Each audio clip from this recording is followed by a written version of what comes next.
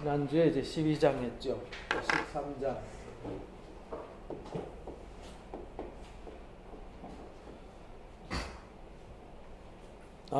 이 13장도 역시 계속해서 대비해서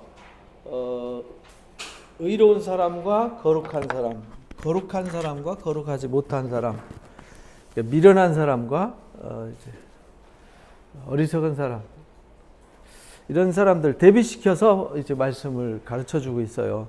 그래서 항상 앞에서 말씀드린 대로 10장부터 15장까지는 의인과 악인, 지혜로운 사람과 어리석은 사람을 대비시켜서 말한다. 이렇게 대비시켜서 분별하게 하신다. 우리 인간은요, 자기도 모르는 사이에 자기에게 스스로 물들어가는 존재예요. 스스로, 쉽게 말하면 스스로 세상에 그렇게 말하죠. 얼먹었다. 얼먹었다는 말을 많이 쓰는데, 얼먹었다는 말은 이렇게 많이 맞아서 멍해가지고 지금 내가 어떤 상태인지 모르는 거죠. 반복해서 어떤 것이 계속 우리에게 자극을 주다 보면 그 자극에 길들여진다, 그런 말입니다. 그러니까 내가 어떤 일상의 삶을 반복해서 계속 살다 보면 그게 잘못됐는데도 잘못됐는지 모르고, 그게 불의한 길인데도 불의한 길인지 모른다라는 거예요. 그래서 그거를 이제 세상에는 조금 더 고급스러운 단어로 관습이라 그러잖아요. 관습이라는 이제 습관은 내 개인적으로 훈련돼서 몸에 익은 것이 습관이지만, 관습은 모든 사람들이, 같이 살아가는 사람들이 모두 다 그렇게 살아서 그 동네는 그렇게 사는 것으로 인식되어 있는 것, 그걸 관습이라 그러잖아요. 이 관습이라는 게 무서운 거거든요. 왜? 모든 사람들이 여론적으로 이렇게 살아야 돼, 이래야 되는 거야 라고 모두가 인정하고 있는데, 다른 행동을 하면 그건 잘못됐어, 이렇게 말하게 된다는 거거든요. 그래서 사람들은 어느 세계에, 어떤 동네에서, 어떤 사람들 속에서 태어나서 그렇게 살아요. 그래서 여기 관습 또는 자기 개인적으로는 습관에 이제 길들여지는 거죠. 이래가지고 이게 얼먹는 거죠. 쉽게 말하면 얼먹는 거예요. 이게 잘못된 것에 길들여지고 그렇게 살아야만 되는 거죠. 우리 조선시대에 복음이 들어왔을 때 그랬어요. 서양놈의 종교다. 서양놈의 종교. 서양 귀신이다. 왜냐하면 모든 사람들이 그렇게 인식했어요. 그래서 서양 귀신을 믿으면 집안 망한다. 그리고 조선시대에 장례를 치르면은 이제 3일장 치르고 3년상을 치러야 돼요. 49제를 치러야 돼요. 49일 동안 상을 차려놓고 누군가 했는데 그것이 이제 전통 관습이 된 거죠. 그러니까 그걸 안 하면 죄인이 되는 거죠. 그래서 유교 사상에서는 부모가 죽으면 자식은 죄인이라 그랬어요. 그래서 이제 장례식장 가면 당신들은 죄인이야, 울어! 이래갖고 하루에 곡 몇 번씩 하고 막 이랬잖아요. 이게 관습이란 말이죠. 근데 요즘 그거 지키는 사람은 없죠. 아무도 안 지킵니다. 그래서 이 대비를 하라는 말은 우리가 기준이 있어야 되잖아요. 대비하려면 기준이 있어야 돼요. 그래서 그 기준이 지혜다. 이 기준이 지혜다. 이것이 하나님의 말씀의 가르침이다. 이걸 가르쳐 주는 겁니다. 그래서 우리가 이 1장부터 12장까지, 10장부터 12장까지 그걸 배웠습니다. 12장도 이제 훈계를 싫어하는 사람이 있고 좋아하는 사람이 있다 그랬잖아요. 좋아하는 사람, 싫어하는 사람, 그것이 이제 분별하는 기준이 된다. 13장도 지혜로운 아들은 아비의 훈계를 듣지만 거만한 자는 꾸지람을 듣지 않아요. 그래서 우리가 분별을 해야 되는데 어려서부터 이걸 이제 가르쳐야 됩니다. 이게 우리는 지금 어른이 돼 있잖아요. 이미 오랜 세월 동안 세상에 길들여져 가지고 훈련돼 가지고 어른이 됐어요. 그래서 누구한테 잔소리 듣는 거 싫어해요. 근데 우리 아이들도 그렇게 안 가르쳐서 우리 아이들도 잔소리하는 거 엄청 싫어하죠. 잔소리라고 듣죠. 권유하는 말을 잔소리라고 듣습니다. 이게 이제 분별력이 사라져 버렸어요. 이게 참 위험한 일이죠. 그러니까 여기서 아비의 훈계는 또 아비도 이게 훈계인데 훈계가 아닌 훈계를 해요. 그래서 싫어하는 거죠. 그래서 지혜로운 아들, 지혜로운 아비가 돼야 된다라는 걸 가르치는 겁니다. 지혜로운 아버지가 지혜로운 것을 권고하고 훈계할 때 지혜로운 아들은 그것을 들어야 한다. 그렇지 않으면 둘 다 어리석은 자가 된다. 그런 뜻입니다. 사람은 입의 열매로 인해서 복록을 누린다. 그러니까 사람은 이 입을 잘 사용해서 이 입, 쉽게 말하면 말이죠. 말을 잘해서 복도 누리고 또는 손해도 본다. 그런 말이죠. 우리 일상의 삶에서도 우리가 늘 경험해요. 일 열심히 하는데 꼭 입으로 까먹는 사람 있잖아요. 에? 이게 이제 입이죠. 그래서 입도 이게 훈련이 돼야 되는데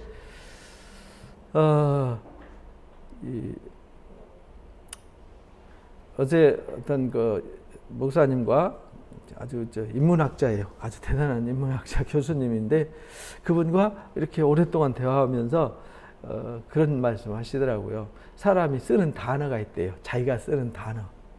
근데 보통 사람들은 2,000단어 이상을 못 넘어간다네.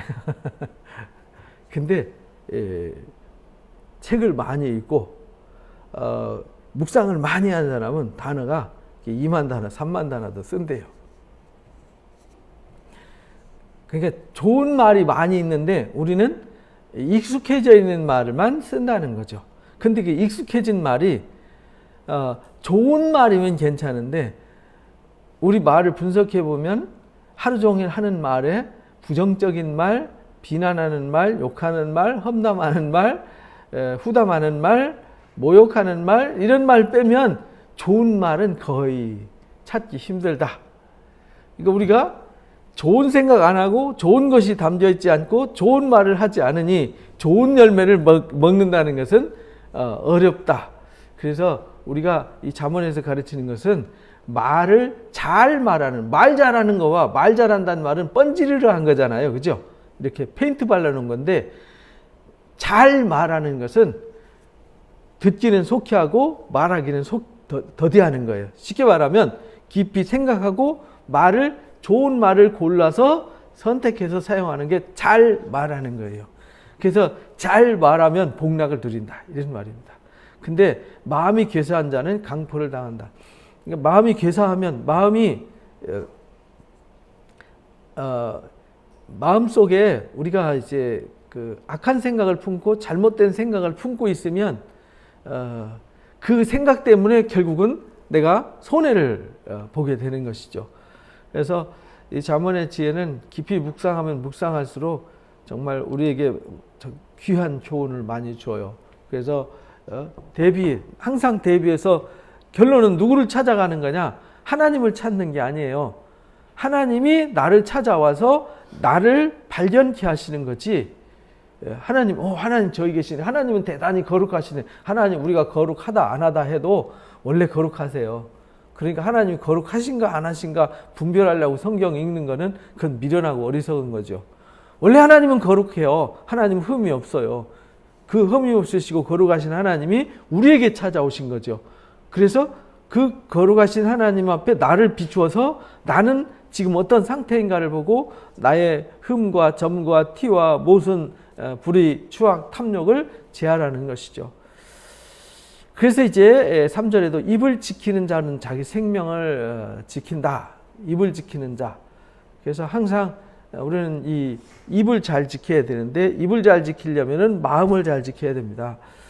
그런데 입술을 크게 벌린 자는 멸망이 오느니라. 입술을 크게 벌린다는 말은 함부로 말한다 이런 말입니다. 함부로 말하는 자는 결국은 멸망한다. 요즘 한기총 대표 아무개가 이 대통령 하야 성명냈다가 아주 문매를 맞잖아요. 그러니까 내가 내 생각의 견해를 모든 사람의 견해라고 잘못 말하면 이것이 재앙이 될 수 있어요. 그러니까 아무리 우리가 이 목사라는 직업, 특히 이제 교회에서는요, 세상 일에 너무 나대고 간섭하면 안 돼요. 목사라는 직업은 뭐 하는 사람이냐? 하나님의 대사거든요. 하나님의 대사라는 말은 하나님이 말하고 싶은 것을 대신 전해주는 사람인데, 하나님이 말하고 싶은 것을 수시로 요랬다 저랬다 하면 하나님이 하나님 되지를 못해요. 우리 하나님이 우리가 어떤 존재인지 너무 잘 알아요. 그래서 하나님이 기록을 해서 준 거예요. 그래서 신명기 31장에 이거 기록해라. 이거 기록해라. 왜 기록하냐? 이 기록이 없으면 더하고 빼가지고 디자인하고 깎고 다듬어서 자기들 생각을 집어넣어서 엉뚱한 결과를 만들어요. 그래서 더하지도 말고 빼지도 마라. 가감하지 마라. 이렇게 신명기 12장에 그 절에 그렇게 이제 가르쳐 주셨어요. 신명기에서도. 그런데 이제 요한계시록 22장에서도 더하지도 말고 빼지도 마라. 이렇게 가르쳐 주신 거예요. 그러니까 우리는요, 이 말을 할 때 하나님 편에 서서 하나님의 지혜를 말하는 사람이 되도록 훈련해야 된다. 우리가요, 10년, 20년, 30년 신앙했어도 훈련이 잘 된 사람이 있고 안 된 사람이 있어요. 그러니까 훈련을 잘 해야 되는데 그 훈련소가 어디냐? 교회거든요. 교회는 하나님 나라의 백성을 하나님 나라에서 하나님 나라를 받아 누리고 하나님 나라를 상속할 수 있는 사람으로 훈련시키는 훈련소입니다. 근데 훈련을 싫어하는 사람은 하나님 나라를 싫어하는 거예요. 그래서 우리가 성경을 읽는 훈련, 묵상하는 훈련, 듣는 훈련, 묵상하는 훈련, 기도하는 훈련, 그 다음에 나누는 훈련, 전하는 훈련, 이것이 이제 교회가 하는 일이에요. 그래서 입을 지키는 자가 돼야 된다는 겁니다. 함부로 입을 내 감정과 내 속에 잘못된 거 뭔지도 분별하지도 못하고 막 쏟아내면 안 된다. 게으른 자는요, 마음으로 원해도 얻지 못해요. 그래서 게으르면 안 된다. 부지런한 자는 부지런한 자의 마음은 풍족함을 얻느니라. 항상 뭘 얻는데도요, 게으르면은 얻을 수 없어요. 근데 그 게으름이 어디서 올까? 자세히 생각해 보면요, 그 게으름은 어디서 오냐면 즐거움을 맛보지 못한 데서 오는 거예요. 게으른 사람은요, 이것도 싫고 저것도 싫어요. 근데요, 즐거움이 있는 사람은 항상 부지런해요. 왜? 즐거움을 아니까. 즐거움을 찾아가는 거죠. 그래서 게으르다는 말은 게으른데 마음으로 원해요. 그 말은 이 육신이 가만히 앉아서 아무것도 안 하고 얻기를 바라는 마음, 이 아무것도 안 하고 누워서 즐거움을 얻는 즐거움은 세상에 없거든요. 그러니까 헛것을 구한다는 거죠. 그래서 이제 26장에 가면은 아주 게으르고 미련한 자에 대해서 아주 정의를 내려주는데, 게으른 사람은요, 길거리에 사자가 있다 이렇게 말하. 이게 나가기 싫다 이거죠. 침상에서 구른다는 게, 돌적이가 이게 문이 돌적이에 이렇게 빙빙 돌듯이 침상에서 구른다. 게으른 사람은 숟가락 떠가지고 이게 입으로 올리는 거 이것조차도 힘들어한다.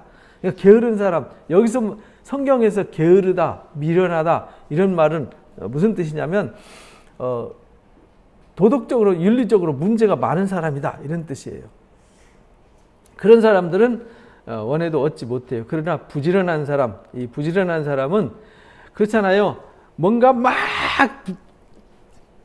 수고해가지고 어떤 결과를 만들어 놓은 사람은 그 수고한 그 수고 속에서 보람을 얻고 기쁨을 얻고 즐거움을 얻잖아요.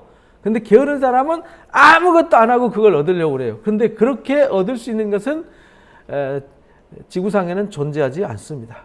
그래서 게으른 자와 부지런한 자를 비교해서 설명을 했어요. 우리는 부지런한 사람이 돼야 된다. 그 말은 성경을 1년에 1독도 안 하면서 하나님의 은혜를 경험하고 능력을 경험하겠다. 그거는요, 땅도 안 파고 우물 마시겠다는 말과 똑같거든요. 아무것도 안 하고 얻겠다. 이건 게으른 사람입니다. 심령이 갈급한 자, 가난한 자가 복이 있다. 그가 천국을 소유한다 그랬잖아요. 그러니까 우리에게는 심령의 갈급함이 있어야 되거든요. 이 갈급함, 가난함이 없이는 절대로 아무것도 얻을 수 없어요. 갈급하고 가난한 사람이 움직이는 거거든요. 우리 세상의 속담도 목마른 사람이 우물 판다 그러잖아요. 그래서 의인은 거짓말을 미워하나 악인은 행위가 흉악하여 부끄러운데 이르게 된다. 그러니까 의인은 거짓말을 미워해요. 미워한다는 말은 어떤 뜻이냐면 싫어한다 막 이런 뜻이 아니고요. 거짓말을 미워한다는 말은 거짓말을 내 삶 속에 들여놓지 않는다.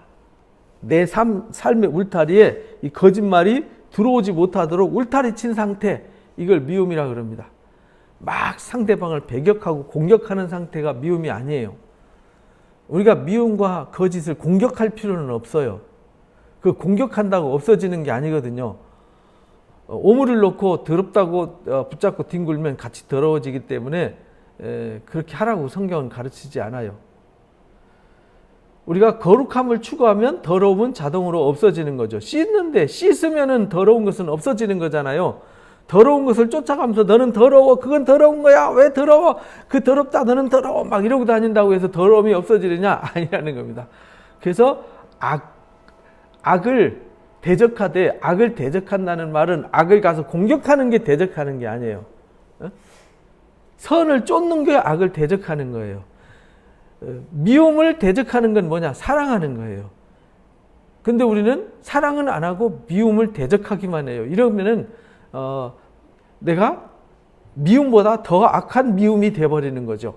그래서 의인은 거짓말을 미워한다는 말은 거짓이 내 삶 속에 오지 않아요. 그래서 의인은 진리를 사랑해요. 그래서 진리를 사랑하기 때문에 그렇잖아요. 여기에 이제 두 사람, A라는 사람과 B라는 사람이 있어요. 이 두 사람을 사랑해야 되는데 이 사람을 사랑해야 돼요. 이 사람을 미워하는 방법은 이 사람을 뭐 하면 돼요?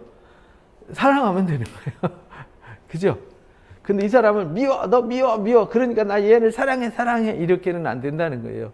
이렇게 하면은 미워 하는 순간에 내 속에 뭐가 새겨지냐? 미움이 자꾸 새겨지는 거죠. 성경에서 원하는 건 그것이 아니야. 이거는 아니야 라고 말하지 말고 그냥 B를 사랑하면 되는 거예요. 그러면 A는 내 기억 속에서 뭐예요? 사라져 버리는 거잖아요. 근데 미워 하면은 사랑보다는 뭐가 기억이 남느냐?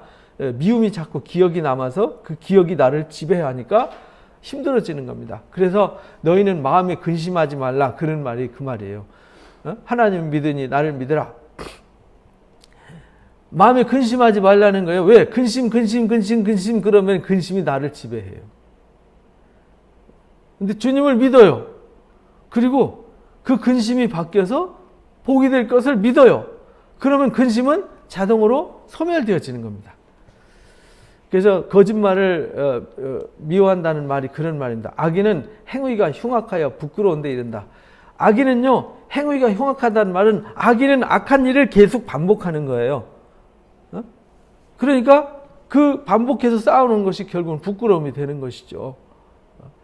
공의는 행실이 정직한 자를 보호한다. 악은 죄인을 패망하게 한다. 그러니까 공의와 악을 쫓는 죄인, 이게 이제 공의는 뭐냐면요. 공의는 사람에게는 공의가 없어요. 사람은 공의로울 수가 없어요. 사람한테 공의를 바라면 안 돼요. 공의는 누구한테만 있냐? 하나님께만 있어요. 근데 그 하나님의 공의가 내 속에 들어와 있어야 되는 거죠. 그래서 그 공의가 행실이 정직한 자를 보호한다. 그러니까 하나님의 공의가 내 속에 들어와 있으면요, 그 공의가 행실이 정직한 나를 보호할 수 있는 거죠. 근데 악인은 죄인을 패망하게 한다. 악인은 악한 생각으로 악을 쫓기 때문에, 악을 꾸미기 때문에 결국은 패망하게 된다. 스스로 부한 채 해도 아무것도 없는 자가 있고요. 스스로 잘난 채 해도 재물이 많은 자가 있다. 가난한 채 해도 재물이 많은 자가 있다. 말은 인간한테, 우리한테 뭘 강조하는 거냐? 허세 부리지 마라. 내가 부하다고 해서 부자고 가난하다고 해서 가난하고 그렇잖아요. 사람이 부자다. 그럼 부자라는 개념이 사람마다 기준이 다 다르잖아요. 나는 1억만 있어도 부자일 것 같아. 아니야, 나는 1000만 원만 있어도 행복하고 부자일 것 같아. 이런 사람이 있고, 나는 10억 있어야 부자일 것 같아. 아니야, 나는 100억 있어야 부자야. 각자 부자가 기준이 다 다르잖아요. 그죠? 그러니까 이것이 부자다, 저것이 부자다라고 정의를 내릴 수는 없어요. 시골에서는요, 땅 몇 평 가지고도 부자로 살 수 있어요. 그러니까 부자라는 것을 어느 기준, 국어사전에다가 10억을 가진 사람은 부자다, 이렇게 정의를 내리면은 10억을 못 가진 사람은 다 가난한 거죠. 10억 이상을 가진 사람은 어떤 상태든 다 부자가 되잖아요. 근데 그렇게 정의가 내려지지 않는다는 거예요. 그러니까 누구는 부한 채 하면서도 아무것도 없는 사람, 허세 부리는 사람이 있고, 그 말은 뭐냐면 아무것도 없는데 많은 걸 가진 것처럼 허세 부리는 것은 자기의 약점을 뭐 하려고 그러는 거예요? 감추려고 그러는 거잖아요. 그죠? 근데요, 스스로 가난한 채 하면서도 아무것도 안 가진 채인 것 같이 하는데 부자인 사람. 예전에 그런 사람이 있었어요. 흐름하게 다니니까 사람을 무시했는데 알고 보니까 그 사람이 알부자였어요. 그 사람 흐름하게 뭐 신발 고무신 신고 흐름한 추리닝 입고 다니면은 사람들이 우습게 보잖아요. 근데요, 아주 쫙 빼입고 아주 고급차 딱 끌고 오면은 부자인 줄 알았어요. 그래서 저희 어렸을 때 시골에 막 차 탁 끌고 오면요, 대단한 줄 알았어요. 근데 알고 보니까 남의 차 렌트해 갖고 온 건데, 그 허세에 속아가지고 이제 사고 당한 사람들, 사기 당한 사람들이 많았죠. 지금도 뭐 그런 허세. 그래서요, 제가 영업할 때 회사 납품하러 가잖아요. 프라이드, 옛날에는 이제 티코가 없었으니까 제일 그 작은 차가 프라이드였거든요. 그거 끌고 정문에 가서 뭐 납품하러 왔다 그러면요, 경비가 무시를 했어요. 그런데요, 거기 뭐 그랜저나 뭐 벤츠 딱 끌고 가면요, 차렷 격리하고 들여보내셨다 이 말이죠. 그러니까 사람들이 뭐 물건 납품하려면은 허세를 부려야 돼요. 허세를 부리기 위해서 남의 차를 빌리거나 또는 무리해가지고 막 차를 사고 막 이렇게 해가지고 장사를 하고, 이런 일이 있었거든요. 옛날에는. 지금은 뭐 통하지 않는 시대지만은 그게 허세 부리지 마라 이 말입니다. 그러니까 잘 분별해라 이 말이죠. 누가 부자인지 누가 진짜인지 가짜인지 잘 분별해라. 사람의 재물이 자기 생명의 속전일 수 있지만 가난한 자는 협박을 받을 일이 없느니라. 사람의 재물이 자기 생명의 속전일 수 있어요. 그렇죠? 어려울 때 돈으로 뇌물 주고 아니면 감옥에 가도 보석금 넣고 나올 수 있죠. 그래서 돈이 그런 때도 쓰일 수 있다. 그러니까 소유가 많다는 것이 무조건 나쁘고 죄악시 되는 것은 아니라는 거죠. 그러나 가난한 자는 협박을 받을 일이 아예 없다. 가난한 사람은 문 열어놓고 잘 수 있죠. 도둑놈이 와서 가져갈 게 없으니까 어디 갈 때에도 문 열어놓고 가도 돼요. 근데 많으면요, 2중, 3중, 4중으로 막 지켜야 되는 거죠. 이제 그런 걸 말하는 거예요. 그래서 부자라는 것도 나쁠 이유가 없고 가난하다고 해서 문제될 것도 없다. 근데 우리는 꼭 가난은 좋은 거다, 나쁜 거다, 부자는 나쁜 거다, 좋은 거다, 자꾸 어떤 근거를 내세워서 그 기준에 매여서 살려고 하잖아요. 그러나 다 그런 건 아니다 라는 것을 가르쳐 주는 거예요. 그러니까 우리가 분별력이 필요하죠. 남들은 가난한 건 죄야, 부자는 죄야. 요즘은 어떻게 보면 돈 많이 벌고 부자인 사람은 마치 죄 지은 것처럼 느껴지는 이런 시대잖아요. 또 어떤 때는 가난한 사람이 아주 부끄러운 존재인 것처럼 살아요. 근데 성경에서 말하는 것은 그게 아니다라는 거죠. 의인의 빛은 환하게 빛나고 악인의 등불은 꺼진다.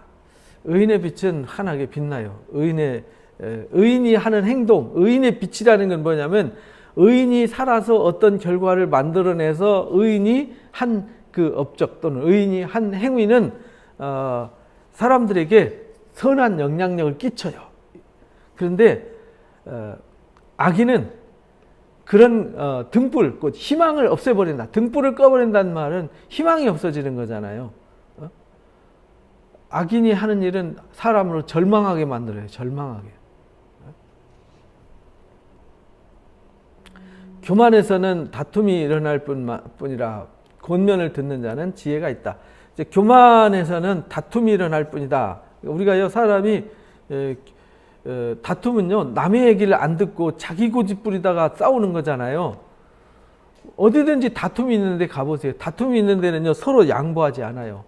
서로 자기 탓이라고 하지 않아요. 다 남 탓이라고 그러지. 서로 자기가 잘났다고 그러지 남의 의견이 옳다고 인정하지 않아요. 이게 교만이잖아요. 그러니까 교만은 어딜 가나 싸움을 만들어요. 문제를 만들어요.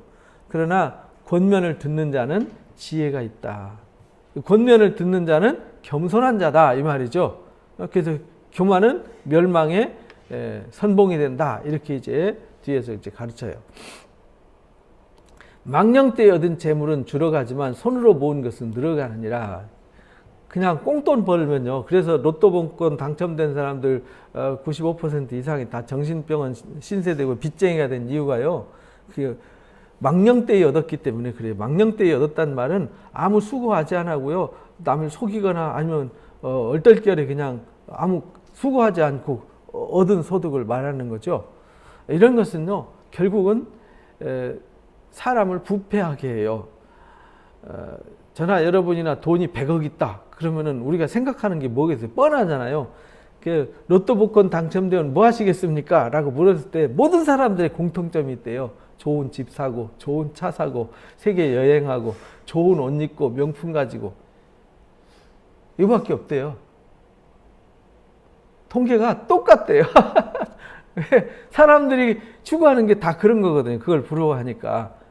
좋은 집에서 좋은 차 가지고 좋은 데 여행 다니면서 좋은 거 먹고 좋은 거 입고 그거 외에는요 인간이 추구하는 게 없다라는 겁니다. 그걸 가지고 내가 이런 선한 일을 하고 이런 어려운 이웃을 돕고 이런 환난 당한 사람들 도와주고 그런 거 없다는 거예요. 그래서요 망령 때에 얻은 것은 그래서 더 좋은 집, 더 좋은 차, 새 차 나오면 이것도 사보고 저것도 사보고 이것도 타보고 저것도 타보고 이것도 먹어보고 저것도 보고 근데요 나중에는 하다 보니까 그것도 지루한 거야. 큰 집 살아보니 재미없고 차도 2차 가져오니 재미없고 그러니까 바꿔. 먹는 것도 이거 먹어보니 재미없어. 저거 보니 재미없어. 여기도 가보니 재미없어. 저기도 그러다 보니까 마약에 손을 대고 결국은 폐인이 되고 이렇게 되는 겁니다. 그러나 땀 흘려서 수고해서 얻은 것은요 귀한 줄 알아요. 제가 예전에 그 공장에 그 물건 납품하러 다닐 때 어느 공장에 갔는데요. 그 단추 파는 공장이죠. 단추 하나 팔면 0.5원 쉽게 말하면 2개 팔아야 1원 남는데요. 그때 당시 90년대 초반이니까 2개 팔아야 와이셔츠 단추 우리 매는 거 있잖아요. 그거 2개 팔아야 1원 남는다네요. 그래서 이제 물건 수백만 원 결제받으러 갔더니 그 단추 세면서 내가 당신한테 이 돈을 주려면은 이 단추를 몇 개. 그러니까 그 사람은 돈을 못 쓰는 거예요. 10,000원 쓰려면 단추 몇 개예요? 그러니까 땀 흘려서 그렇게 막 애쓰게 0.5원, 1원, 뭐 10원 막 이렇게 모은 사람은요, 돈 1,000원, 10,000원 쓰는 것이 귀하고 아까운 거죠. 근데요, 뭐 냉장고 한 대 팔아가지고 뭐 100만 원 벌고 차 한 대 팔아가지고 200만 원 벌고 이런 사람은요, 돈 1원, 10원, 100원 쓰는 거 뭐 돈도 아니죠. 근데 희한하게요, 예전에 어떤 분이 그러더라고요. 그 강의하는데 구멍가게에서 라면을 팔고 뭐 저기 시금치 한 단 팔아서 사는 사람들은 자식을 학교 보내고 가난하게 살지 않는데 전자 양판점 크게 차려놓고 한 사람은 가난하게 산다. 전 그 무슨 말인지 몰랐어요. 왜냐하면 너무 쉽게 돈을 버니까 돈을 어떻게 써요? 쉽게 쓰는 거죠. 그러나 그 구멍가게에서 라면 하나 팔아가지고 100원 남고 50원 남고 뭐 이렇게 하는 사람은요 알뜰하게 돈을 모으거든요. 그래서 막 꼬깃꼬깃 돈을 모아가지고 그 1,000원, 10,000원, 5만 원을 통장에 넣어놓고 그 옷도 막 빨아서 입고 끼워서 입고 이렇게 하니까 돈이 모아지는 거죠. 그 말입니다. 손으로 모은 것은 늘어가지만, 그 말은 소중한 가치를 아는 사람은 재산이 늘어가지만 이렇게 잘못된 쉽게 얻어가는 것은 결국은 쉽게 나가게 된다. 그런 말입니다. 소망이 더디 이루어지면요, 그것이 마음을 상하게 하지만 소원이 이루어지면 곧 생명나무다. 그러니까 우리가요, 무엇이 더디러지면 마음이 막 답답하고 힘들어지잖아요. 어떤 내가 목적하는 바가 막 빨리 이루어졌으면 막 이렇게 생각하는데, 우리가 너무 어떤 것이 더디다고 그래서 더딤에 우리가 너무 갇히면 안 된다. 우리 한국 사람들은 빨리빨리 문화에 익숙해져 있고 현대 사회가 빨리빨리에 익숙해져 가지고 느림의 미학이 없다는 겁니다. 느림. 저기 전라도 저기 신안에 가니까 신안 그 증도에 가니까 거기가 슬로우 시티더라고요. 슬로우 시티. 거기 가면 막 서두르면 안 돼요. 그러니까 우리가 삶이 때로는 조금 느릴 필요도 있다라는 거죠. 너무 막 막 빠르게 급하게 뭘 이루려고. 근데 그것을 빨리빨리 이루어가지고 막 이뤘어요. 그럼 이루면 그걸로 끝은 아니잖아요. 그럼 또 다른 목표 세워요. 또 다른 막 해서 또 이뤘어요. 그럼 어떻게 되죠? 또 뭘 막 이뤄야 돼요. 그러면요, 누릴 수 있는 시간도 없이 결국은 내 소중한 인생의 삶의 가치는 다 진이 빠져나가고 나중에 뭐만 남냐? 빈 껍데기만 남는 겁니다. 그래서 소망이 더디 이루어진다고요, 마음이 상하지 말라는 거예요. 소원이 이루어지면 곧 생명나무다. 그러니까 소원이 이루어지면은 즐거움이 있지만 그렇다고 해서 더디다고 그래서 우리가 너무 슬퍼하지 마라. 이런 의미로 우리가 이제 받아들이면 됩니다. 말씀을 멸시하는 자는요, 자기에게 패망을 이루어요. 말씀을 멸시하는 자, 하나님의 말씀을 멸시하는 자들은요, 그렇잖아요. 하나님의 말씀이 우리에게 가장 유익을 주고 우리를 위해서 주신 거잖아요. 하나님의 말씀은 이 땅에 우리에게 주신 거잖아요. 나를 어둠에서 건지고 패망에서 건지고 좌절과 절망에서 건지고 나에게 희망을 주고 나에게 가장 유일한 진리의 길인데 그걸 무시하면요, 당연히 패망에 이르게 되죠. 그래서 계명을 두려워하는 자는 상을 받느니라. 그 말은 하나님의 말씀을 두려워하면서, 두려워한다는 말은 무서워하고 이러고 있는 게 두려워하는 게 아니죠. 두려워한다는 말은 하나님을 경외한다는 말이거든요. 그 말은 무슨 말이냐면 하나님의 말씀을 조심조심 그 말씀의 가치를 알고 그 말씀을 따라 행하는 자, 이게 이제 하나님의 말씀을 두려워하는 거예요. 예수님이 달란트의 비유를 가르쳐 주실 때 2달란트 받은 자, 5달란트 받은 자는 열심히 가서 많이 남겨서 이익을 얻었잖아요. 그래서 칭찬받잖아요. 근데 1달란트 받은 자는 주인을 뭐 했어요? 두려워했어요. 무서워해서 밭에 갖다 감춰놔 버렸어요. 그런 사람은 슬피 울며 이를 갈게 되는 거죠. 있는 것조차도 빼앗기게 되는 것이죠. 그래서 계명을 두려워한다는 말은 갖다 파묻는 게 아니고요, 2달란트 받은 자, 5달란트 받은 자처럼 열심히 나에게 주신 가치를 더 가치 있게 만들어가는 거죠. 그러니까 우리가 하나님을 두려워하는 삶을 산다는 말은 어떤 삶이냐면 내게 주신 삶을 열심히 가치 있게 살아가는 거예요. 그래서 더 좋은 열매를 많이 만들어가는 겁니다. 지혜 있는 자의 교훈은 생명의 샘이다. 지혜 있는 자의 가르침은요, 생명샘이에요. 사망의 그물에서 벗어나게 해요. 그러니까 우리가 지혜 있는 자의 가르침, 지혜 있는 자를 찾아다녀야 되는 거죠. 제가 어제 이제 목사님한테 참 많이 배웠는데, 배움 중에서도 뭘 배웠냐면, 이제 어떤 책이나 신문이나 어디에서 뭐가 귀한 게 나왔다. 귀한 자료가 나왔고 누가 귀한 글을 썼고 귀한 것을 만들었다 그러면 가만히 못 있는데요. 그 사람은 찾아가서 직접 만나야 된대요. 그래서 찾아다닌다 그러더라고요. 대단하시다. 우리는 그냥 누가 책 썼다 그러면 책을 사는데 그 책이 읽어봐가지고 또는 그 책이 괜찮다 싶으면은 그 저자를 찾아간답니다. 찾아가서 가서 들어보면 그 읽은 책과 그 책을 쓴 사람이 이게 가치가 더 다르다는 거예요. 책은 책으로만 보잖아요. 근데 책을 쓴 사람의 저자를 가서 들어보면 이 책 이외의 것이, 책이 이 사람 속에서 이게 왜 나왔는지도 알게 된다는 거예요. 그래서 이거 대단한 사람이다. 대단한 분이다. 그래서 저런 건 정말 배워야 될 것 같다. 그래요. 우리가 지혜 있는 사람 옆에 지혜가 있으면요, 그걸 배우려고 쫓아다니고 투자를 해야 되거든요. 근데 투자하지 않으면 우리가 얻을 게 없어요. 지혜가 있는 사람들한테 남이 그 수고한 지혜를 내가 공짜로 먹을 수는 없잖아요.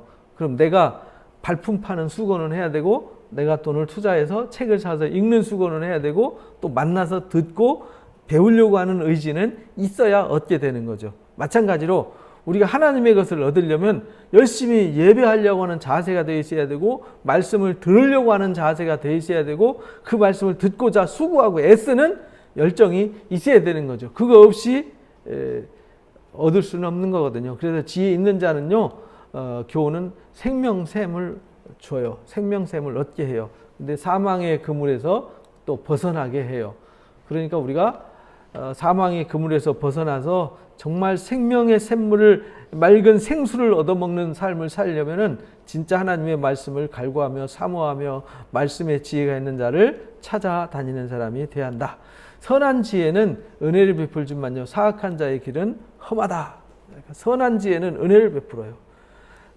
하나님께로부터 온 좋은 지혜는 사람들한테 은혜를 베푼다. 여기 은혜는 값없이 혜택을 주는 거잖아요. 그래서 우리가 지금 사실은 이렇게 우리가 살아가는 것이 선한 지혜의 혜택을 받고 사는 거거든요. 우리는 하나님의 지혜, 말씀의 지혜, 예수 그리스도의 사랑의 지혜, 사도들의 어떤 헌신과 사랑의 지혜를 통해서 우리가 은혜를 입어 사는 거예요. 안 그러면 우리가 맨날 악한 경쟁과 그 저주의 소리에 막 우리가 범벅이 돼가지고 살아가야 되는데, 그죠? 그래서 사악한 자의 길은 그래서 험악한데, 우리가 험악한 이 길에서 선한 말씀의 지혜로 우리가 구원받아서 그 속에서 살아가게 되는 겁니다. 무릇 슬기로운 자는 지식으로 행하지만 미련한 자는요, 자기의 미련한 것을 나타낸다. 무릇 슬기로운 자는 어떤 사람이 슬기로운 자냐면 분석하는 거죠. 이렇게 보고 이렇게 하는 게 맞는 것 같아, 저렇게 하는 게 맞는 것 같아. 그런데 그 선택이 근거가 있어야 되잖아요. 근거. 슬기롭다는 말은 어떤 근거를 가지고 정확하게 판단하는 거예요. 그런 사람은 지식으로 행해요. 지식으로 행한다는 말은 바르게 행한다는 말이죠. 바르게 배워서 바르게 행한다. 미련한 자는 자기의 미련한 것을 나타낸다. 미련한 자는 자기가 옳다고 생각하는 것만 하는데 그 옳음의 기준이 근거가 없어요. 자기의 얄팍한 지식이 근거가 되는 거죠. 악한 사자는 재앙에 빠져도 충성된 사신은 양약이 되느니라. 그러니까 우리가요, 내 옆에, 내 주변에 악한 사람을 둬서요, 악한 사람한테 뭘 시켜서 하면은 그 결과 안 봐도 뻔하잖아요. 그러나 충성된 사신이 있는 사람은, 충성된 신부름꾼이, 충성된 사람이 있으면 무엇을 부탁하고 무엇을 맡기든지 다 유익되게 하잖아요. 그러니까 양약과 같은 거죠. 그래서 내 주변에 좋은 사람을 둬야 해요. 악한 사람을 두면요, 거기서 빨리 떠나야 돼요. 우리 한국 사람들이 인정에 매여가지고 그런 거 잘 못하잖아요. 그래서 하나님을 믿는 사람들은 때로는 냉정할 수도 있어야 돼요. 어떤 것에 대해서 냉정해야 되냐면, 불의와 악에 대해서는 아니오라고 단호해야 돼요. 그 단호함은 그 순간뿐이지만, 그 단호함을 괜찮습니다, 괜찮습니다, 괜찮습니다 하다가 거기에 사로잡혀서 점령당하게 되는 거죠. 훈계를 저버리는 자에게는요, 궁핍과 수욕이 이르러요. 훈계를 저버리는 자, 가르침을 가슴에 새기고요, 그 가르침을 떠나지 말아야 돼요. 그래서 여호수아서 1장 5절부터 9절까지 보면 이 말씀을 마음에 새기고요, 주야로 묵상하면서 좌로나 우로나 치우치지 말아라, 이렇게 말해요. 극히 강하고 담대하게 이 말씀을 지켜 행하면 항상 평탄한 길로 이끌어 주실 것이고 형통하게 될 것이다, 이렇게 말씀하셨거든요. 이 말씀이 그 말씀입니다. 좌로나 우로나 치우치지 말아야 되는데 치우친 사람은 궁핍과 수욕을 당한다. 그래서 이제 사사기가 훈계를 버려서 궁핍과 수욕을 당하는 얘기가 사사기 얘기잖아요. 그죠? 징계를 받는 자는 존영을 받느니라. 징계를 받는다는 말은 무슨 말이냐면 내가 잘못했어요. 문제가 있어요. 그러면은 그 문제에 대해서 징계를 받는 자가 복이 있다는 거예요. 징계를 받으면은 그것으로부터 벗어나게 된다는 거죠. 다시는 그 일을 하지 않게 된다는 거예요. 그래서 뒤에 이제 매에 대해서도 나와요. 매. 소원을 성취하면 마음이 달아도요. 미련한 자는 악에서 떠나기를 싫어하니라. 소원을 성취하면요. 우리의 마음에 즐거움이 있죠. 앞에서도 방금 말씀을 들었잖아요. 소망이 이루어지면요. 생명나무다 이렇게 들었지 않습니까?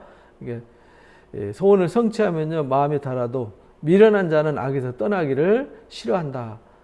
그래서 우리는 이 미련한 자는 어떤 의미를 가르치고 있냐면 도덕적으로 윤리적으로 삐뚤어진 상태.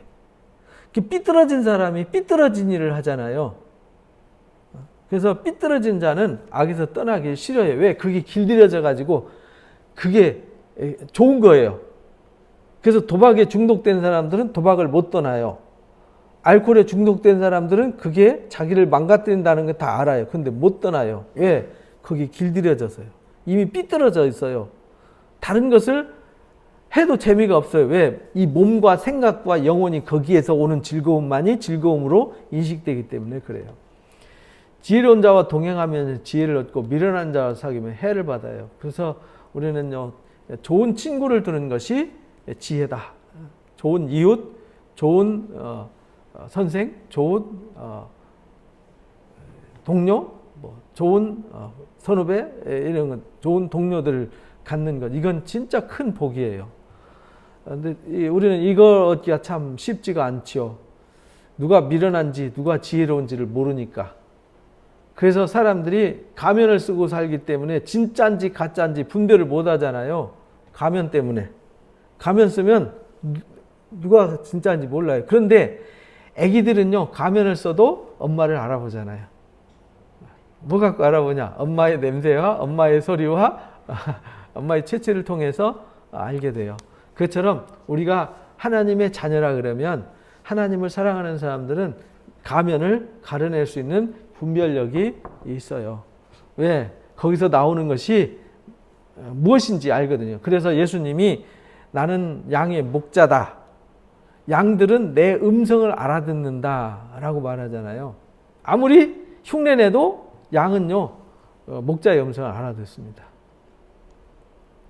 재앙은 죄인을 따르고 선한 보응은 의인에게 이른다. 재앙은요, 우리가 악한 사람들이 잘 되고 흥하는 거 보잖아요. 그거 볼 때 아이고 하나님은 안 계신가 봐. 저 악한 사람들은 번성하고 막 남의 훔쳐먹고 빼들고 하는 사람 번성하는데 정말 열심히 살려고 애쓰는 사람 저 가난하게 살고 이렇게 말하지만 하나님은 악인에게는요 반드시 재앙을 내렸어요. 그게 역사가 증명을 합니다. 악인이 천대를 온 경우는 존재하지 않습니다. 악인의 제국, 악한 사람들의 정복력 다 망했습니다. 지금 역사가 악한 사람들이 흥해서 세상을 지배하고 있다 그러면 아마 악을 가르칠 겁니다. 왜? 악이 세상을 지배하니까. 근데 악은 반드시 보응을 받잖아요. 그래서 모든 철학에는요 권선징악 사상이 있는 거예요. 그래서 선한 보응은 의인에게 이르게 된다. 선인은 그 산업을 자자손손 끼치지만은 죄인의 재물은 의인을 위하여 쌓느니라. 그러니까 선한 사람은요, 그 선한 수고가 많은 사람들에게 혜택이 주어지잖아요. 예를 들어서 제가 돈이 막 많아가지고 장학금으로 많은 사람들을 키웠어요. 훌륭한 인재를 키웠어요. 그럼 그것이 그 받은 혜택을 받은 사람이 나도 사랑의 빚을 졌잖아요. 그래서 그 혜택을 나눠주죠. 그래서 많은 사람들에게 혜택을 주게 되는 거죠. 우리가 그리스도에게 사랑의 빚을 졌어요. 믿음의 선진들한테 우리가 사랑의 빚을 졌어요. 그래서 우리가 그 빚을 값없이 받았으니까 값없이 나눠줘요. 그래서 우리가 지금 복음 듣고 여기 앉아 있는 거예요. 그러니까 우리도 그렇게 해야 되는 거죠. 그래서 자자손손 끼치게 되지만 죄인의 재물, 죄인들이 수고한 거, 죄인들이 땀 흘린 거 있잖아요. 그것은요, 결국은 다 누구한테 돌아가느냐? 의인한테 다 돌아가 버려요. 히틀러가 아무리 실력이 있고 능력이 있어도요, 히틀러의 수고는 다 없어져 버렸잖아요. 그죠? 세상에 악한 사람들의 수고는요, 막 쌓아놓지만 쌓아놓은 그 수고는 마치 자기 것인 양, 자기의 모든 것인 양 큰 소리 치지만 나중에 보면요, 다 어디가 있느냐? 의인들한테 가 있다. 하나님은 그렇게 하신다라는 겁니다.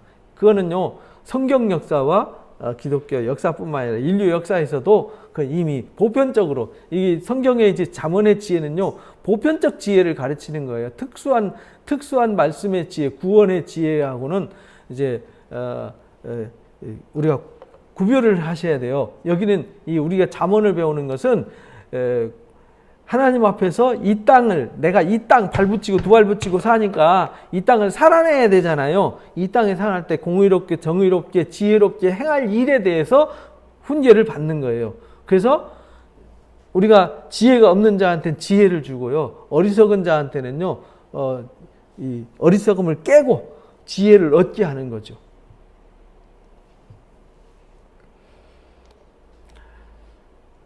가난한 자는 밭을 경작함으로 양식이 많아지지만 불의로 말미암아 가산을 탕진하는 자가 있다. 그러니까 가난한 자는요, 밭을 경작함으로 우리가 열심히 수고해가지고요, 수고해서 수고를 쌓을 수 있어요. 그죠? 열심히 땀 흘리고 수고해서 가치를 만들어낼 수 있지만 불의 때문에 가산을 탕진하는 자가 있다. 그러니까 잘못된 생각 하나로 날려먹을 수 있다. 그러니까 내가 평생의 명예를 쌓아왔는데 그 명예를 한순간에 날려먹을 수도 있잖아요. 가끔 우리 언론에서도 나오잖아요. 검사장 뭐 이렇게 되면은 정말 그 아무나 되는 게 아니거든요. 검사 되는 것도요, 뭐 중학교 때, 고등학교 때 맨 수석만 하고요, 대학교도 뭐 명문대 가야 되잖아요. 거기서 또 40패스만 하는 게 아니라 연수원 가서 또 거기서 또 해가지고 그 쟁쟁한 1등만 한 사람들 속에서 또 1등을 해야 이게 그 자리에 올라가는 거잖아요. 근데 바바르맨 역할을 한번 했다가 날아간 사람 우리 뉴스 통해서 봤잖아요. 그죠? 한순간에 무너지는 거예요. 아무리 내가 수고해서 얻은 것도요, 한순간에. 그러니까 우리가 한순간, 우리는 뭘 살아가냐면 순간순간을 살아가는 거예요. 그래서 그 순간을 우리는 빼앗기면은 안 된다. 불의로 말미암아서요, 가산을 탕진할 수도 있다라는 것을 잊으면 안 된다는 겁니다. 그래서 우리는 항상 불의를 내가 요거 좀 불의한 거 좀 눈 감고 불의한 거 조금 버티면 내가 잘 살고 잘 먹고 막 이럴, 그 유혹을 이겨야 되는 겁니다. 그 유혹. 지금 당장은 내가 다 뺏긴 것 같고 다 잃어버린 것 같고 손해볼 것 같아도요, 불의는 no라고 말할 수 있어야 돼요. 근데 당장은 힘들어요. 그러나 하나님은 절대로 의인을 외면하시지 않는다. 우리가 시편 37편에 보면 그러잖아요. 다윗이 그렇게 고백을 했어요. 의인이 걸식하는 꼴을 내 본 적이 없다. 의인의 자손들이 걸식하는 일이 없었다. 그런 말이에요. 그러니까 우리가 의인으로 사는 일에 힘쓰면 된다. 이렇게 가르치는 겁니다. 이 잠언 속에는요, 우리가 일상 속에서 생각하는 생각들 있잖아요. 여기 다 들어있어요. 우리가 일상 속에서 어떻게 해야 되지? 라고 할 때 어떻게를 해결해 줄 수 있는 분별력이 여기 잠언 속에 다 있어요. 그러니까 부지런히 읽고 부지런히 묵상해야 돼요. 금을 캐듯이 은을 캐듯이 막 금 캐고 은 캐는 게 쉬운 게 아니잖아요. 여기 광명동굴이 여기 금 캐고 은 캐고 뭐 구리 캐고 하던 데잖아요. 가보면요, 진짜 엄청 깊어요. 그 터널 속에 들어가가지고 이거 따다다다다 하고, 옛날에는 막 곡괭이로 캐고 삽으로 뜨고 막 실어 날르고 그걸 꺼내가지고요, 그냥 꺼냈다고 해서 바로 금 되고 구리 되는 거 아니잖아요. 그 실어 날라서 재련 과정 다 거쳐서 이게 금을 얻고 은을 얻는 거거든요. 그러니까 지혜를 얻는 것도 그런 수고의 과정 없이는 절대로 얻어지지 않는다. 이렇게 가르치는 겁니다. 그리고 매를 아끼는 자는 그 자식을 미워하는 거다. 이거 오해하면요, 자식을 많이 두드려 팰 수 있어요. 여기서 자식을 매를 아낀다는 말은 무슨 말이냐면 자식이 잘못된 길로 가고 있는데도 놔두는 사람은 이 말이에요. 자식이 잘못된 길로 가고 있는데도 그냥 놔두는 것은 그 자식을 미워하는 거다. 엘리 제사장이 사무엘상 2장에 보면 나오잖아요. 엘리 제사장의 자식들이 하나님을 욕되게 해요. 제사를 능멸하고요. 성전에서 간음을 행해요. 근데 엘리가 얘들아 그럼 안 된다. 그럼 안 된다. 이러고 놔둬요. 강력하게 징계를 해서 그 일은 해서는 안 되도록 해야 되는데 그거를 그렇게 했어요. 어려서부터요. 죄 지었을 때 괜찮아 괜찮아 하고 죄 지은 애들을 막 감싸주고 두둔해 주잖아요. 그 아이를 죄인으로 키우는 겁니다. 악한 사람으로 키우는 거예요. 악에 대해서는 강력하게 아니라고 말할 수 있어야 돼요. 그러니까 가정이 되었던 교회가 되었던 사회가 되었던 법이 강력한 데가 건강한 데입니다. 이 선진국이 왜 선진국이냐면 법이 강력해서 선진국입니다. 미국은 성폭행하고 무슨 범죄하잖아요. 그러면은 재판에서 죄를 때릴 때 보통 우리는 몇 개월 이렇게 때리고 말잖아요. 벌금 몇 푼 내고 마는데 미국은 징역 150년. 어떤 사람 징역 1500년 막 이렇게 막 때리잖아요. 그 뭐 사형 선고나 다름없죠. 그 1500년이면 감해봐야 150년 선고 때렸는데 나이 50 먹어가지고 범죄해가지고 들어가 150년 때렸어요. 50% 감해줘도 75년을 살아야 돼요.